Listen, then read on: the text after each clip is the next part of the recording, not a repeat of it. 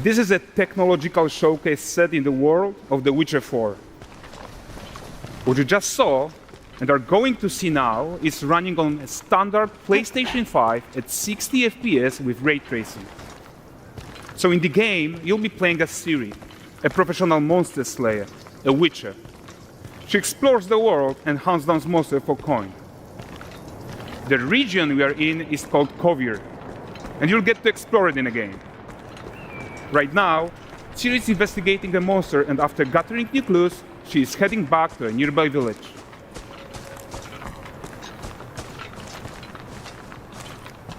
All right, everyone, meet Kelpie. Let weeds be weeds, Kelpie. So just like Geralt had Roach, Ciri has her own loyal companion. We return to town. These two characters need to feel like one. Since you're gonna explore the world on horseback, riding needs to feel seamless, natural, and just fun. Yeah, and to support that, we're introducing multi-character motion matching in Unreal. So Ciri and Kelpie, they're perfectly synchronized when mounting from any angle and speed. And we also support root motion movement on Kelpie, so controlling her feels realistic and grounded. And there are also some really nice improvements to our Unreal Chaos Flesh Solver and these machine-learned deformations. So you've got realistic muscles moving and stretching under Kelpie's skin without compromising the performance there.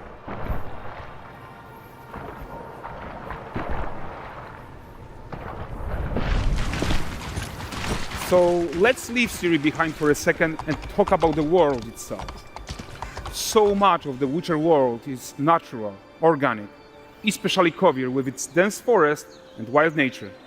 Yeah, and wild nature is hard. And with nanite geometry, we've freed artists from so many of their old constraints. But we don't want to rest until everything we do in Unreal has that same spirit of freedom. There's always more work to do. And foliage is a huge piece of that puzzle. So we are excited to introduce Nanite Foliage. And in order to achieve gorgeous foliage density everywhere, while still being memory efficient, fast to render, we believe that a new idea was needed. So instead of the same card approach we've been using for the past 20 years, artists should be free to take a nanite approach to foliage, modeling every single leaf and pine needle. And the old LOD tricks of the past, they needed a complete rethink. And in their place, it's a new adaptive voxel representation in nanite. It's volumetric, it's fully 3D, it is super fast to render.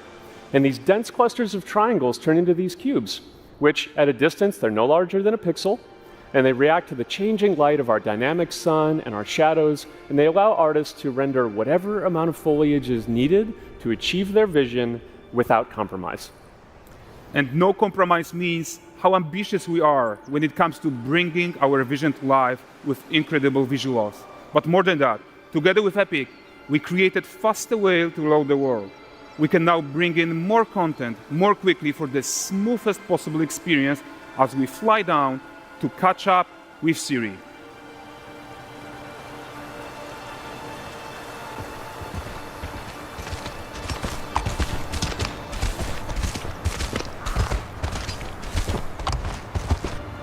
Welcome to Vargorn. So Vargorn is a port town, a hub for fishing, trade and mining. It's one of those places where you can meet shady characters or overhear gossip from other lands. It's also where Ciri took on her current contract. High-tech, let's leave Kelpie here and explore the marketplace and food. And the missus? I'm so excited we can finally show you some of this stuff. Let's see what Vargorn has to offer. Bugger. Not her again. Not even at the land Exeter Fair! Now, 9 gazes while I present him with a fish. For the furry rascal will often wink, and the fair's weight grants good fortune. For this feat,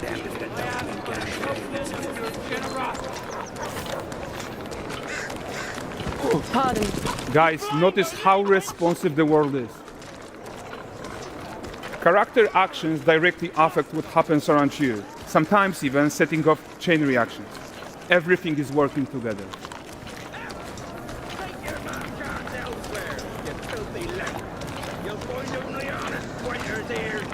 Oh, look at this poor gentleman being taught how to fly by an angry innkeeper. That's what happens when you cheat at Gwent. Last of it, is it? Ready to aim. Round ones jingling the purse.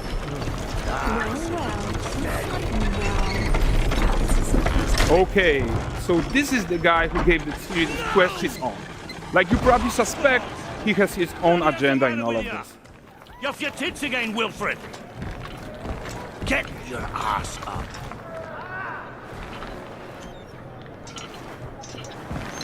A typical day's toil. Who in? With Churres. What news of my wagons? No eternity is taking that damn salt to arrive. I found them. And, well, suffice to say, they'll not reach you. As for the salt, I found not one speck. I presume this comes as no surprise to you. Now. Kavir's smuggling trade is of no concern to me. Shush, shush, shush. The manticore that flattened your cart and devoured your men, quite the opposite. Manticore? No, them winged hellspawn dwell in the arse end of Creighton, not here. While Siri decides what to do about that merchant, let's take a look at the character technology that powers this marketplace. Why don't we listen in on these fishmongers? They're selling their wares, chatting up customers. Morning, catch this is. Won't find none fresher. Reckon me lady's after one of them. Comes. Get this cleaned and gutted for you. You mind, dearest? Into seeing some and more. Got mackerel, cod, all Braxton's finest. And there is tons of tech to play here, even in a simple market stall. Metahuman tools, improved Unreal smart objects, chaos cloth, and more.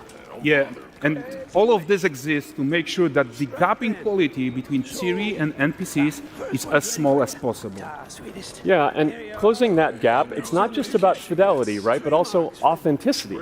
They should react to changes in the world around them. But the prisoner in pillory isn't exciting enough for Valdrest. Let's grab everyone's attention with a circus.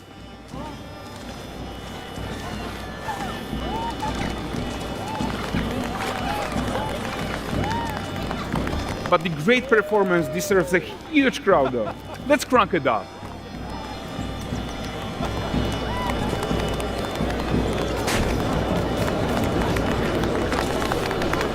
So you are seeing tons of optimizations here to many of Unreal systems, including an entirely new Unreal animation framework, allowing us to fit easily in our 60 FPS budget, not just in rendering, but also with room to spare on the game thread. Over 300 animated skeletal mesh agents all going about their business. And the whole point is to leave breathing room for developers like you to introduce the gameplay and the systems that your players expect, empowering you to make your worlds come to life without Unreal standing in your way. You are right. And that's the open world RPG that we're making. But before we wrap up, how about one final check-in with Siri?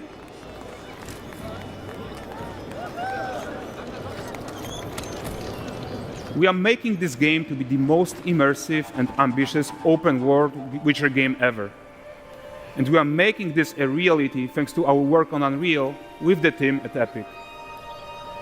I think what we are doing together is going to bring in a new generation of open world RPGs, and I'm so proud of what we accomplished so far. We are too. So we're almost done, but before we go, here's a small gift for all Witcher fans. A first look at La Nexeta.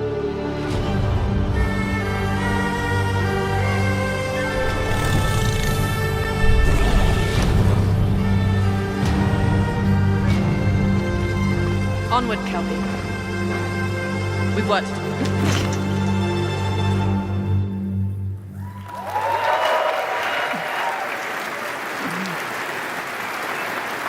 Thanks, guys. Seriously, it looks amazing. And we've also barely scratched the surface of what's coming in Unreal 5.6. So here's Julien to tell you even more. Thank you very much. Thank you so much.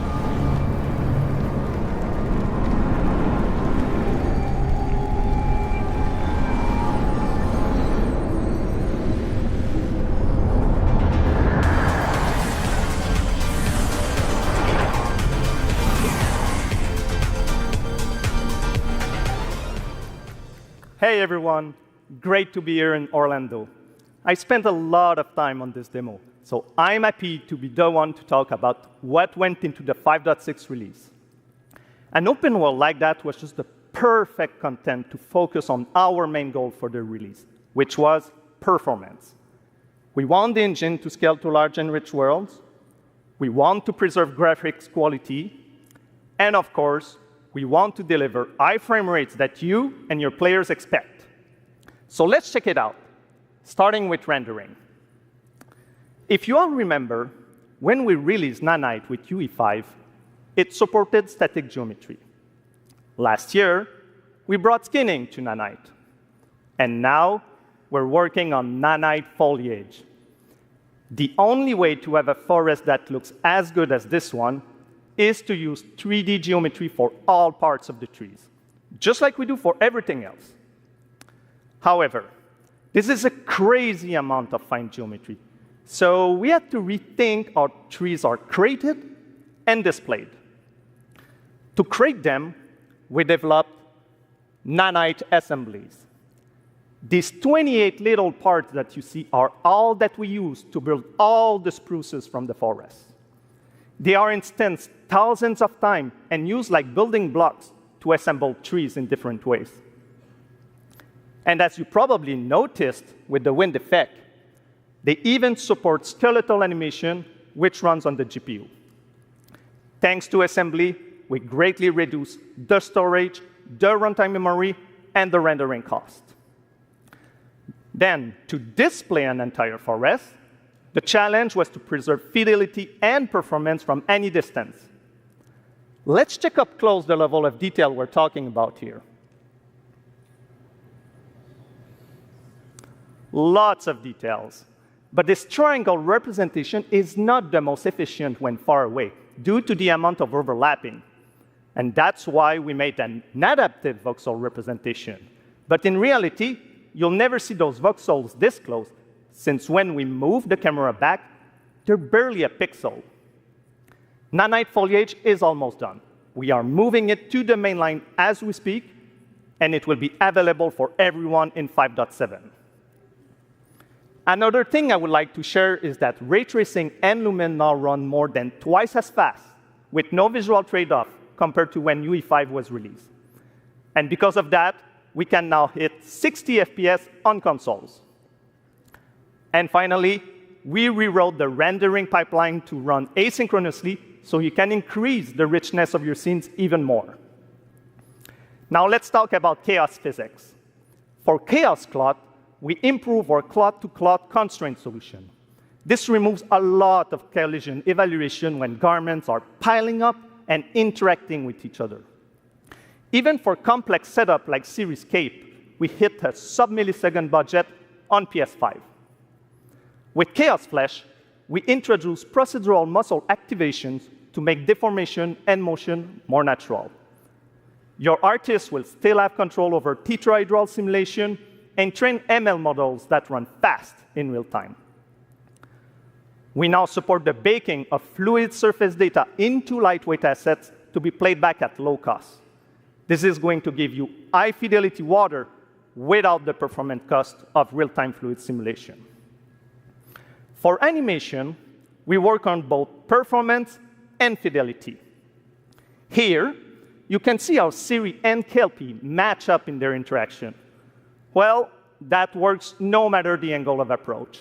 That's our modes character motion matching solution. We also added motion matching in Sequencer to build stitch tracks. With them, you can seamlessly transition from gameplay to cinematic.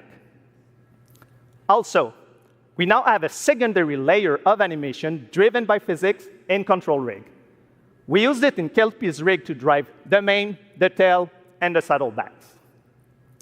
And now, I'm happy to announce that all these features are already integrated into our new Unreal Animation framework, which we are releasing as experimental in 5.6. We built it with performance first in mind. Animation evaluation are now running in parallel off the game thread, which was our bottleneck. And for the other character systems that are just as costly, like movement avoidance, state tree behaviors, we also move them to worker threads.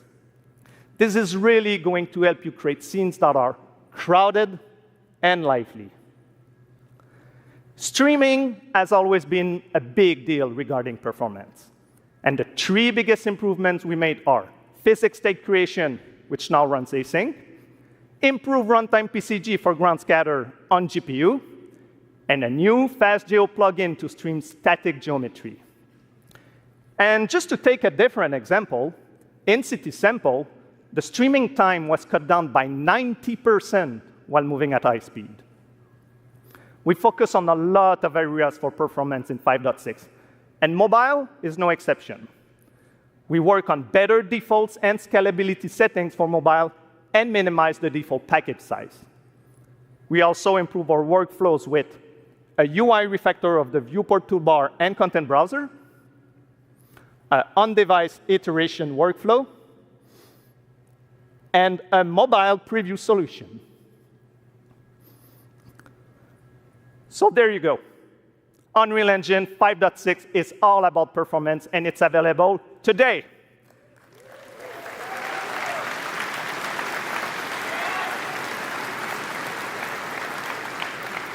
Please go enjoy the tech talks and session we have for you guys and come chat with us.